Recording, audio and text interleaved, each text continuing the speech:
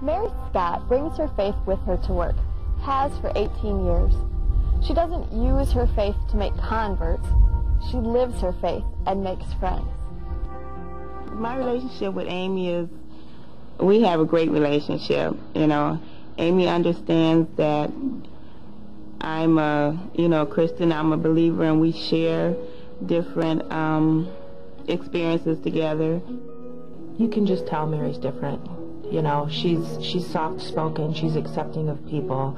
She's in a good mood almost all the time. She walks around singing and smiling, and, she's just one of those people that you want to be around.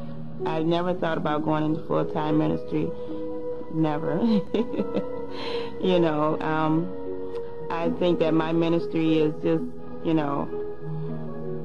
doing the right things that I should do and trying to be there for others. If someone have a problem, I can try to, listen to it and talk to them, and, I think that that's my ministry, helping others. It takes it to a deeper level when you have somebody like Mary to share things with and to discuss things with. She was very much an on-fire Christian, and she lit my fire too. Well, I operate a dozen McDonald's restaurants. I employ over 400 people. And for me, the most important thing is just to love those folks, to treat them like family.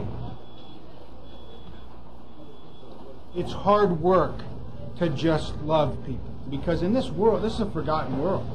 These people will never meet him. They're not going to just pick up a Bible.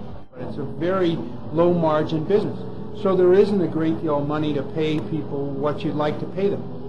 Rather, what I've been able to do is cobble together groups of friends, associates in the nonprofit, in the public sector, in the private sector, that have a vested self-interest in helping my family, and then they provide them services that teach them how to fish.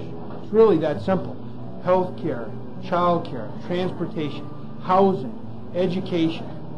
All those things we're able to provide for pennies on the dollar that help people become self-sufficient simply by leveraging those relationships with our friends in the community.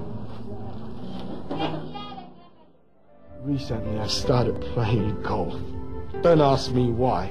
I'm at an age where I don't become Tiger Woods anymore, so I found out that people who played golf with me, I found out I could tell people about Christ, they wouldn't come to church.